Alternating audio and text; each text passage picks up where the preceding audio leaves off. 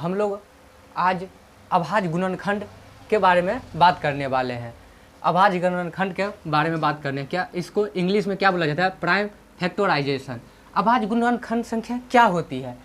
किसे कहा जाता है अभाज्य गुणनखंड संख्याएं? तो एक तरह से भाज्य संख्या के विलोम होता है अभाज्य गुणनखंड संख्याएं। अभाज्य गुणनखंड से वैसी संख्याएं जो खुद से कटे और एक से कटे, उसे हम अभाज्य गुणनखंड संख्याएं कहते हैं। जैसे 2 खुद के टेबल से कटता है और एक से कटता है। 3 खुद से कटता है और एक से कटता है। वैसी संख्याओं को हम अभाज्य गुणनखंड संख्याएं कहा जाता है। अभाज्य संख्याएं और गुणनखंड ऐसे संख्या को ऐसे पार्ट में तोड़ना है जिसे हम फिर उसे तोड़ा ना जा सके। जैसे अभाज्य संख्याएं क्या क्या होती है? जैसे संख्या हम पहले देख लेते हैं। अभाज्य संख्या तो समझ गए, जो खुद से कटे और एक से कटे, जो दूसरे के टेबल से ना कटे हैं, उसे हम अभाज्य संख्या कहते हैं। गुणनखंड ऐसा उसको 2 पार्ट में संख्या को तोड़ना है, ऐसा तोड़ना है जिसे गुना के रूप में ऐसा तोड़ना है जो फिर टूटे ना, यहाँ तक तोड़ना है इसको। जैसे हम लेते हैं 6 ले लेते हैं, इसको क्या तो इसको 2 गुने 3, ये अभाज्य के रूप में टूट गया। अब ये तो नहीं टूटेगा, जैसे इसी को हम अभाज्य गुणनखंड संख्या कहते हैं। 6 हो गया। इसके बाद हम ले लेते हैं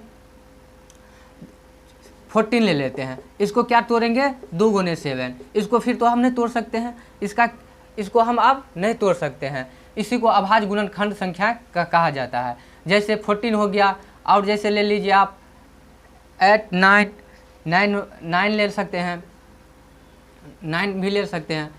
3 गुने 3, इसी को आप तो नहीं तोड़ सकते हैं, ये भी अभाज्य गुणनखंड संख्या के रूप में। जैसे अभाज्य संख्या कौन कौन है पहले लिख लेते हैं। अभाज्य संख्या जैसे देखिए कौन, 2 3 5 7 9 11, 7 के बाद 11, 13 के बाद क्या है 17, 19, इसे हम अभाज्य गुणनखंड संख्याएं कर सकते हैं, कहते हैं। देखो जैसे अभाज्य गुणनखंड संख्या का जो फैक्टर भी अभाज्य ही होगा। जैसे यहाँ इसको हम गुणनखंड करते हैं। जैसे 2 से क्या होगा? 2 से विभाज्यता का क्या नियम है? 2 से विभाज्यता का नियम है जिसके लास्ट में 2 0 4 6 8 इकाई के स्थान पर लगा हो तो वह 2 से विभाजित होगा। जैसे यहाँ से 2 से लगाते हैं, 2 छक्के 2, 0 से 0 दो, 2 से 30, फिर लगाएंगे, खंड करेंगे, 2 से कितना हो गया? 15 हो गया, फिर लगेगा। अब देखो 3 से विभाज्यता का क्या नियम है? सभी संख्याओं का योग अगर 3 से डिवाइड हो गया तो वह 3 से डिवाइड हो जाएगा, विभाजित हो जाएगा। तो जैसे 5 और 1 6, तो 3 से 6 डिवाइड हो जाएगा, कितना हो गया? 3 पंचे, फिर तो नहीं होगा, आप फिर 5 से लगा देते हैं, हो गया। इसको क्या करना है? अब 120 को खंड करके रूप में तोड़ना है। क्या हो गया? इसको गुना कर लीजिए, 2 गुने 2 गुने 3 गुने 5 हो गया। अब इसी को क्या करना है? घात के रूप में लिख देना है। कितना है? 1 2 3, 2 कितना है? 3 बार है, गुने 5 लिख दिए, एक और छूट गया, 3 गुने 5। यही हमारा क्या हो गया? गुणनखंड हो गया, अभाज्य गुणनखंड हो गया। इसमें जितना भी संख्याएं हैं वो अभाज्य है, इसी को अभाज्य गुणनखंड संख्या कहते हैं। जैसे इसको हम फिर से तोड़ते हैं, 2 से तोड़ते हैं, 2 से काट जो हम बोले हैं कि जिसके इकाई के स्थान पर 2 4 6 8 होगा वो 2 से विभाज्य होगा।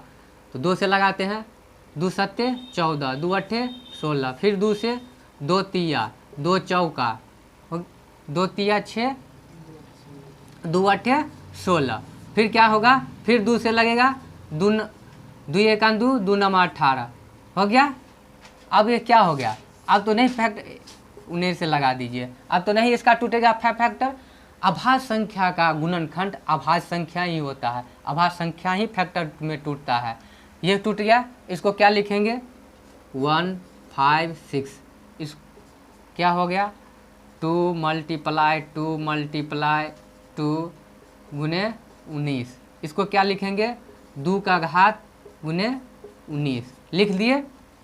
ये हो गया, ये मेरा क्या हो गया आंसर हो गया। फिर देखते हैं इसको तोड़ते हैं।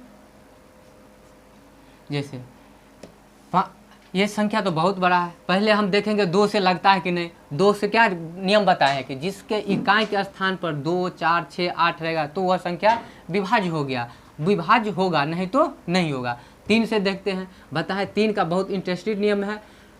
3 का क्या नियम है, तो सभी संख्याओं के योग अगर 3 से डिवाइड होगा तो वह विभाज्य होगा। देखो 5 और 5 10, 3 से डिवाइड है नहीं, डिवाइड है, यह विभाज्य नहीं होगा। जैसे 5 का नियम क्या है, 5 का नियम है जिसके इकाई के स्थान पर 0 और 5 रहे तो संख्या 5 से डिवाइड होगा। तो पहली संख्या क्या है 5 है इकाई के स्थान पर, तो क्या है 5 से डिवाइड लगाते हैं, 5 से कितना हो गया 5 बारे में 1 0 1 हो गया। अब यह संख्या क्या हो गया, अब इसको क्या करेंगे, अब फिर से लगाएंगे।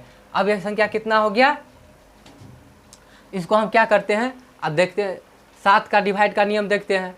7 का डिवाइड का नियम क्या कहता है, जो संख्या इकाई के स्थान पर रहे और उसका दुगुना अगर उस संख्या में से घटा दिया जाए, जैसे देखो जैसे 100 है, 100 इकाई का स्थान पर कितना है 1, इसका दुगुना इसमें से घटा दो, कितना हो गया 98 98 हो गया। 98 7 से डिवाइड होता है, देख लो 7 एकान 7 हो गया 2 8 7 चौक 28, ये डिवाइड हो गया ना। तो ये क्या होगा डिवाइड होगा, 7 से लगा देते हैं हम, कितना होगा एक बार में 7 7 3 7 चौक 28 7 या 21 हो गया। अब फिर 11 से लगा देते हैं, 11 से लगाते हैं है ना, 11 से लगाएंगे तो कितना बार में कटेगा 13 बार में, ठीक है। अब देखो हो गया, फैक्टर टूट गया। अब इसको हम क्या करते हैं फैक्टर के रूप में लिख लेते हैं, इसको 5005 कितना हो गया, इसको तोड़ो 5 मल्टीप्लाई 7 मल्टीप्लाई 11 मल्टीप्लाई 13, ठीक है। इसका घात तो कोई नहीं है, तो अब क्या हो गया, यही आंसर मेरा हो गया, यही क्या हो गया मेरा आंसर हो गया। किसी को समझ में दिक्कत नहीं हुआ होगा, ये सरल आसान तरीका है। इसी तरीका से हम लोग अभाज्य गुणनखंड बनाएंगे, ठीक है। तो हम लोग अब नेक्स्ट वीडियो में मिलेंगे।